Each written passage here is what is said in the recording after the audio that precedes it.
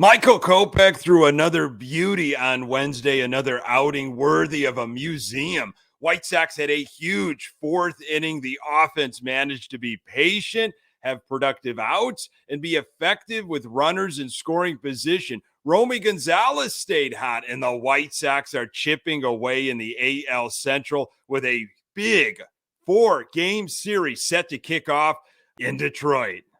You are Locked On White Sox, your daily Chicago White Sox podcast. Part of the Locked On Podcast Network, your team every day.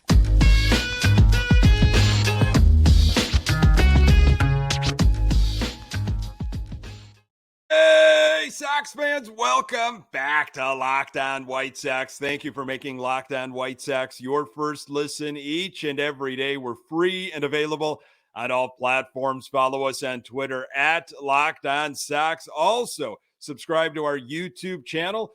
Just search Locked On White Sox. Hey, I'm your host, Nick Morawski, a lifelong diehard Chicago White Sox fan, recording this podcast just blocks from the ballpark in beautiful Bridgeport. You can find me on Twitter at Nick_GGTV. Locked On White Sox is part of the Locked On Podcast Network, your team every day. Our Chicago White Sox take on the Detroit Tigers on Thursday. Lucas Giolito is on the hill. Catch every pitch of the White Sox hometown broadcast with SiriusXM on the SXM app. Search White Sox. Our Chicago White Sox, how about it? They are now 21-30, 5.5 games back in the AL Central.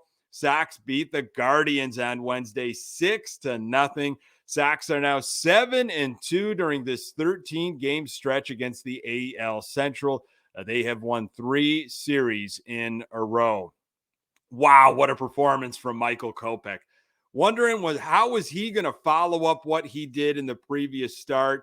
It was just another gem. If you didn't watch it in real time, hopefully you caught the highlights. You watched an encore in NBC Sports Chicago. Maybe you even rewatched it. It was that good. Kopech is the first pitcher in White Sox history to complete back-to-back outings of 7+ innings, 2 or fewer hits, and 9+ strikeouts. White Sox took advantage of Quantrill when he lost control and made it hurt during the fourth, scoring 5 runs. So prior to the game, some news here on Luis Robert Jr. Sox gave him a day off after injuring a quad muscle near his right hip on Tuesday. Pedro Grifol said, Thursday, I'm expecting him to be ready to play, but that they'll adjust if he's still feeling any issue. Grifol said Clint Frazier played center field in AAA, and their reports indicated he could handle it. Someone's got to step up. Yet Oscar Colas is still in AAA. Seems to be hitting fairly well these days. He also, not only is he going to play right field, but he took a lot of reps in spring training in center field, preparing just in case there was a situation with Luis Robert. Colas seems to be staying down there for the time being. On being 5.5 games back of the Twins, this is what Pedro Grifol said. We've got to worry about ourselves. We're 10 under 500, now 9. And we're not going to make the playoffs 10 games under. So I think that's a healthy mentality. That makes sense. Hopefully he's, continuing to preach that to his players, coaching staff as well. Everybody's on the same page. Can't do anything about what has happened in the past. Don't look too far ahead.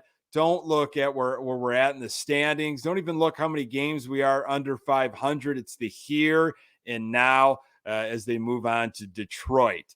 This ongoing saga of Tim Anderson. What is going on with this guy? When is he going to catch fire again? Entering Wednesday's finale, last 7 games, slashing 192, 222, 192, 5 hits, 1 walk, 1 RBI, 4 strikeouts.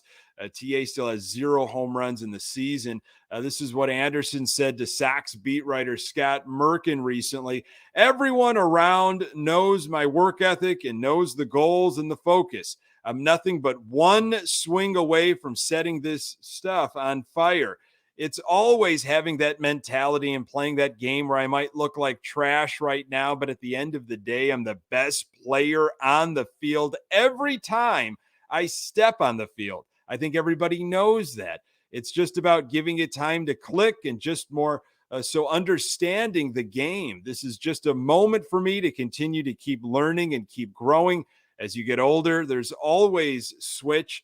Right when you think you know something, you don't. It's one of those things I'm going through, and I'm going to keep grinding it out. I'm not going to quit. It's just part of the process. It's something I'll look back on and hopefully be laughing about. Sometimes when you come out of the injuries, you want to get it going, and you are searching for that hard contact, searching for that barrel. At the end of the day, you have to get a good pitch. Moving forward, just be patient. TA got a pitch. He got a good hit. It was a big hit on Wednesday. RBI single in the third. It was essentially the game-winning run. Hopefully he can build on that now moving forward. Year of Jake Burger, maybe the first couple months of the season. We're calling it that. But again, I did not anticipate talking about Jake Burger this much during spring training. It has been an unbelievable story so far, finding ways to get Jake Burger into the lineup as Eloy Jimenez will be coming back. I feel like, maybe next week during that homestand, we'll see, but it's happening. And what are we going to do about Jake Burger? Talk of maybe the outfield, maybe at second base. Berger talked about his struggles on Tuesday, and Grifol weighed in on what's going on with Jake Burger. So Berger was 0 for 5 on Tuesday. This is what he had to say. It's almost therapeutic to go down to the cage and get the frustration out a little bit. It was one bad game, and it won't be the last of my career. I feel good. You move on. That's the beauty of having a 6-month-old. He doesn't care if you go 0 for 5 or 5 for 5. He was smiling at me on FaceTime. He gives me that perspective of what this is really for. Jake Burger worked at second base during the 2021 offseason and said he played a half dozen or so games at Charlotte there. He is working with Coach Eddie Rodriguez around the bag now. Growing up, you see Dan Ugla over there, Mike Moustakas, Max Muncy, some power guys at second base. I enjoy learning a new position. It's going to be a learning curve. This is what Grifol had to say. If I feel it's going to help us win, I'm going to do it. He's done it before. He looks okay over there. But we'll keep him in the infield, play some third, first, working out at second. Looks pretty good over there. Yeah, just don't hurt us at second base, Grifol said. We don't need to make spectacular plays or great plays. We need to make the routine play and execute fundamentals and pitch and swing it. So looks just okay over there. Don't worry about making those spectacular plays or even great plays. Just be serviceable. We don't need to worry about the defense. That bat will make up for it. Seems very reactionary, which is the White Sox way. It's been like that this past offseason, the last few seasons, I would say. I really don't think the White Sox prioritize defense. I don't. Just get a bunch of guys that can hit, and we'll figure out the defense later. We'll learn on the fly. We'll train them, in season. We'll get them ready to go. It just doesn't seem like a great mentality, a great process, but that's where we're at right now. And with all this talk, you just know it's going to happen. I mean, Jake Burger is going to play second. They've been talking about it. If he's taking reps, they're planning for it. So expect that to happen. And again, I don't think they really mind it. I think they're thinking, look, just, be a little bit more than a warm body out there. Don't embarrass yourself. Don't embarrass us. Hopefully your bat makes up for, anything that happens in the at second. But my worry is that he might injure himself trying to do too much at second, covering, a vast area now that the shift is banned. So we will see, but expect Jake Berger there at second base eventually. Michael Kopech was brilliant again and now has put back-to-back starts together that are making everyone notice. Sox had one big inning, but it was really Tim Anderson that got it all started. More on that in a moment. Today's episode is brought to you by Bird Dogs. These shorts and pants, absolutely amazing. Perfect for this warm weather. Look better, feel great wearing Bird Dogs. So comfortable. Their stretchy fabric makes your legs look great, and they're comfier than any other shorts and pants that I own. Versatility, you can have the freedom to wear a pair of these shorts, pants on the golf course, to a meeting, hanging out with friends, go to a Sox game, doing yard work, just hanging out at home, whatever it is you are doing. You will be able to wear these. They are absolutely fantastic. And with the warmer weather here in Chicago and probably wherever you are listening, you're going to want some of these Bird Dog shorts. Head over to their website, birddogs.com/LockedOnMLB. And when you enter promo code LockedOnMLB, they'll throw in a free custom Bird Dogs Yeti style tumbler with every order. The White Sox face off against the Detroit Tigers on Thursday. Catch every pitch of the White Sox hometown broadcast with SiriusXM on the SXM app. Search White Sox. Southsiders took care of business in that series finale, 6-0 against the Guardians in Cleveland, a place that has been difficult to play in over the last several years. The psychological stuff that was going on with Michael Kopech heading into Wednesday start, I can't imagine.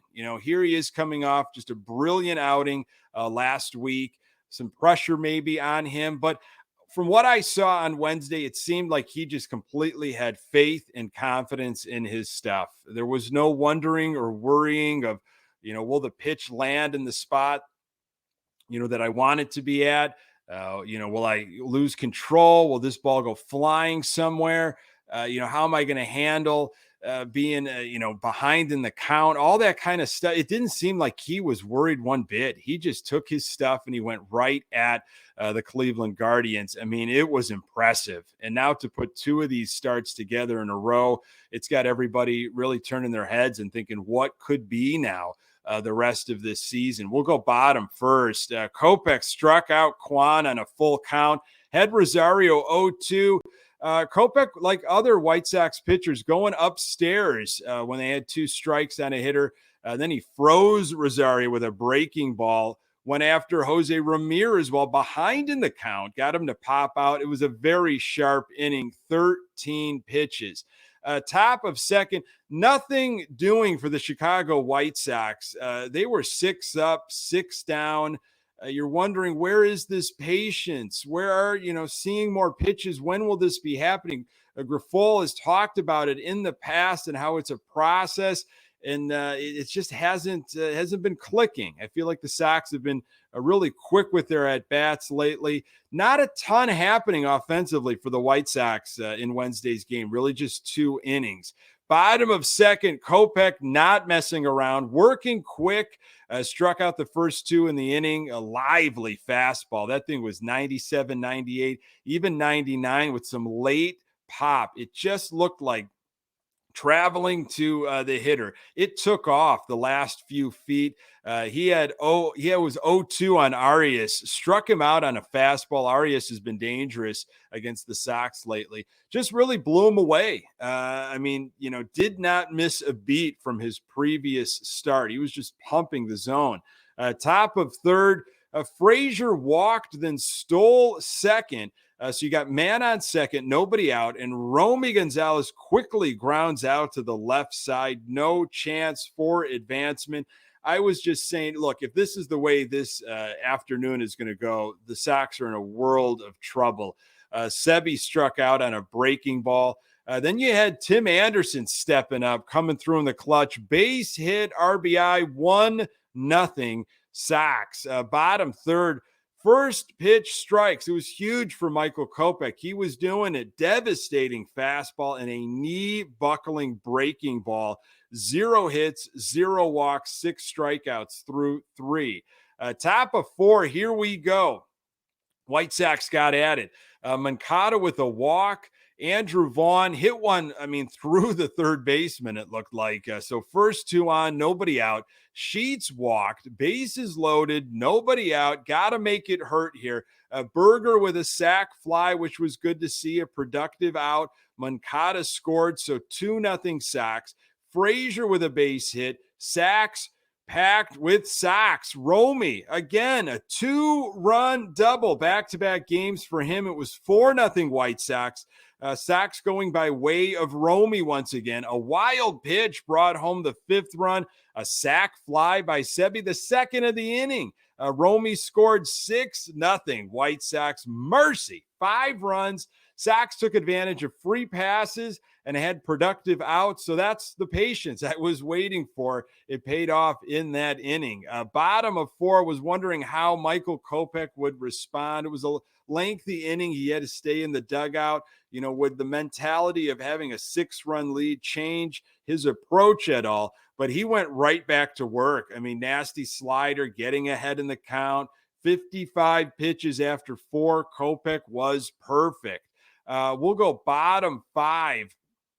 First hit for Cleveland. Of course, it was Josh Naylor, and it was a broken bat single to lead it off. A double play got him out. Kopech still faced the minimum at this point. Top of 6, nothing doing for White Sox offense. Bottom of 6, 65 pitches on his arm. Leadoff single, 2nd in a row now for the Cleveland Guardians. Kopech was sitting around 95 miles per hour. Lots of confidence in that fastball. He was pumping it in, kind of a, here it is, see what you can do with it, trusting his stuff, trusting that his stuff is good enough to overwhelm the Cleveland Guardians. And then he would drop that slider to just freeze Cleveland hitters. It looked like he might have got a little tired. He walked Quan, only at 82 pitches, though. Rosario grounded out, so no damage done. We'll go bottom 7. Kopech back out there, quick inning, just absolutely impressive. If you're a fan of watching pitching, I know that sounds weird, but I used to pitch high school, a little bit in college, and I just really enjoy it. The process of pitching, the art form of it, not throwing, but pitching, from pitch to pitch, and how the count changes, and you have to change, and as you go through the lineup a couple times, and how to keep hitters off balance. And when you've got good stuff and you have the confidence and it, that is fun to watch out of a pitcher. And Kopech had it, last Friday and had it on Wednesday. And again, it just gets me very excited. We've been waiting for this kind of stuff from Michael Kopech. Something is clearly just unlocked, and I hope it continues. Wow, what a weapon he can be if this continues. We'll go bottom 8 now. Now we went to the bullpen. Lopez comes out. Jimenez trying to stretch a single into a double. This was bizarre. Cleveland was down by 6, and Jimenez, who's got some wheels, hit one into right field and try to stretch it into a double. I'd wait, man. You need to just get base runners right now. You got to get some runs. And Frazier was in right field at the time and completely nailed Jimenez. It was really bizarre. Cleveland went quietly the rest of the 8th. We'll go bottom 9. Lambert was in, and he made quick work of the Guardians. Game over. Series won by the White Sox. That was 3 in a row. Kopech's final line on Wednesday, 7 innings, 2 hits, 0 earned runs, 1 walk, 9 strikeouts. His ERA has dropped. It is now 4.24. He threw 92 pitches on Wednesday. Kopech dominant in 2 straight starts. White Sox starters have been more than serviceable. This is exciting to watch. White Sox starters have pitched to a 2.36 ERA in their last 13 games. Now, if you go back a couple seasons, 2021, Sox won the division, of course, but at the beginning of the year, dealt with a lot of injuries. And as a fan base, me particularly, I was like, yeah, they're kind of just mediocre. They're just floundering right now. And how are they going to survive all of these injuries to these offensive weapons that we thought we were going to have? It was pitching. It was starting pitching. It was absolutely that dominant that kept the Sox in it until we got our guys back healthy. And that's what I've been waiting for from the Sox team. How is it going to turn around? It's going to turn around if the bullpen got right and if our starters could start figuring it out, going deep into games, limiting the damage. Both of those things are happening. Starters getting the job done, not just getting the job done, turning in stuff like Kopech is turning in, what Cease did the previous game. It's been fun to watch. Bullpen, you had Lopez and then Lambert on Wednesday, 2 innings, 2 hits, 0 runs, 0 walks, which is just great to see. 3 strikeouts. Sox offense, 6 runs, 4 hits, 1 extra base hit. It was Romy Gonzalez with that 2-run double. Sox were 3 for 6 with runners in scoring position, scored 1 run in the third, 5 in the fourth. Berger, talking about him, how to get him into the lineup with Eloy maybe coming back, next week. We'll see.